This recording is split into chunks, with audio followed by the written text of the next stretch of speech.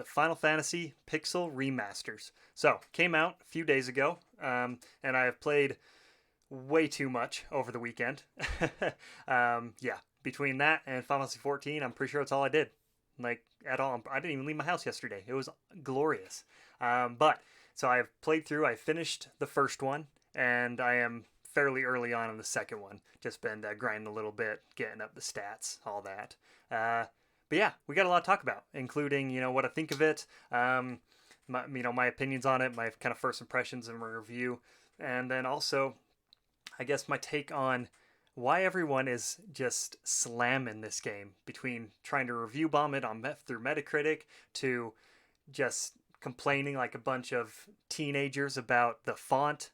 I don't get it, but we got a lot to talk about, so let's get into it. If you don't know, Final Fantasy Pixel Remaster. So it's a compilation of right now 1 through 3 of the originals that were on the NES, and then the 4, 5, and 6 were actually on the SNES, which are coming soon. They say, hopefully this year, maybe in a few months.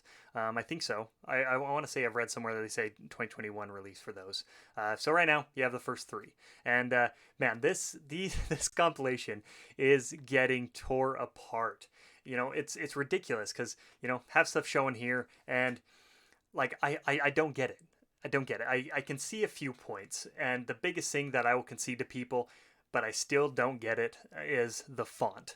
People have been tearing this thing apart, saying they hate the font. It is a horrible font, and I don't know. I don't get it. I mean, I've played a good chunk of 1 and 2 on my phone, so I've been using the Steam Link app to stream it from my PC to my phone, and it still looks fine. Like, I do not get it. I don't get why people are bashing this font. Yeah, is it the best choice? I'm gonna say no. It's not the best choice. They could have done a bit better of one, but it fits. I feel like with what they're doing, they didn't go with the original fonts because obviously they wanted to do something new. They wanted to make it a bit more clean, and they wanted to kind of have the menus and everything kind of pop. And I do feel like that's what they do. It pops. It doesn't have the full pixelated feel that some of these older fonts and what I've been seeing people do with the Final Fantasy 6 fonts, the Final Fantasy Mystic Quest font, which sure probably looks fine. I honestly haven't looked it up because I don't care. I think it looks good, and you can read it. People are saying, "Oh, it's so small you can't read it. It's squished together." That's a bunch of forking bullshit. All right, 100%. Anyone that is saying that, either one, has horrible eyesight, or two, is lying to you, trying to get those views. All right, but it looks fine.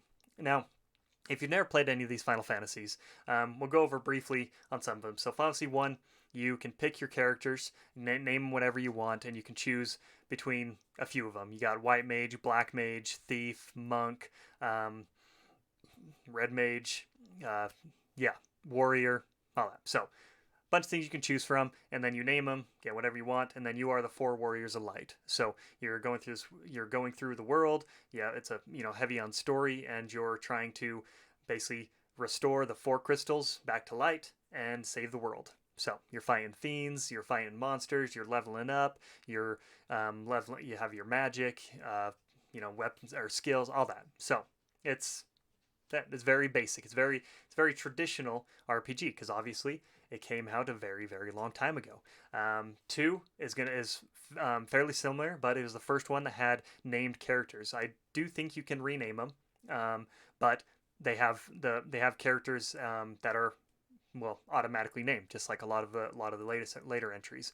And the 2 was probably the biggest breakaway from the Final Fantasy formula, and even now it is, where you're leveling up, but you're leveling up stats. You're leveling up your HP, your defense, your shield, your sword skills, all that. In a lot of ways, it takes a lot of what the MMOs do, but yeah, it's in that format.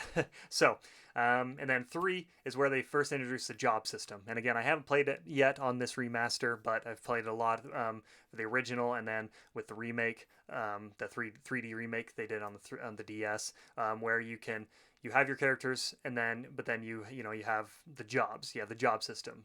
So Dragoon, Monk, the cat.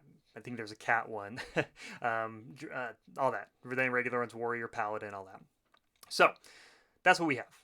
And for what again, and they've kind of said what they are, which is they're remasters of the original NES one. So people are kind of saying, "Oh, it's a downgrade. It's a horrible remake, all that." But they're not trying to go off of all these ports that they've done. They're not trying to go off the Game Boy Advance port of 1 and 2. They're not trying to go off the 3D remakes, obviously. They're not trying to go off the PSP ports of 1 and 2. And that's what I feel like a lot of people are missing, is that they're trying to compare these two to other ones where they changed a lot of it. They updated a lot of it. They tried to bring an NES game to the modern era. And with these, and I can only guess what they'll do with 4, 5, and 6 as well, is they're taking the original game and keeping that original game, but basically giving it a Super Nintendo-esque coat of paint. And you know what? It is perfect. All right, it doesn't need to be changed. All right, there is nothing wrong with these remasters. All right, the 1 and 2 and what I've seen of 2 right now were amazing. And again, I love all the remakes. I've even liked the 3D ones, and they're not great. Let's be honest. But to be able to play 1, 2, and 3, which is going to be my next one play here, probably, hopefully, maybe by this weekend. To be able to play them that look like this, it's crisp, it's good. They've added some good tweaks with the. You can speed up the battle. You have auto battle. The map, which is a godsend, especially in the first one, and the second one has some awful dungeons. But so they brought some good quality of life improvements to it. But they've kept the nostalgia, the essence of what made these games great on the NES, and that is what is great. They didn't try to do the over the top sprites that they did in the mobile versions. They didn't try to do just the modern version that they did of the PSP, which again, I love those. But so everyone bashing these was, for one, never played the original, so they can't compare in that aspect, or they're just not a fan of these games of that pixel type anyway. So why would you buy it? Okay, so don't believe everything you've seen. These games are awesome, as you've seen from the clips and stuff that I've been showing here. They look beautiful, and even on my phone when I'm streaming, it's a small little screen. Hook up a little control to it. You can even do touch controls, and it gets the best of both worlds. So if I were you, buy it on Steam, buy it in the bundle where you save about $25, and then get that Steam link. Just play it on your phone. Touch controls, maybe they don't work quite as well as the mobile versions, but then you can still play on the computer as well. So yeah, again, don't give in to all the hype of that they're not worth it, because honestly, I mean, then the price, I even balked out a little bit. $75 for right now, only 3 games. That's a tough sell, especially these older games. But when you think about the package that you're getting 6 games that, one isn't that long. Again, I can't remember how, but you could probably, depending on how quick you can go through, you probably finish it in sub 10 hours.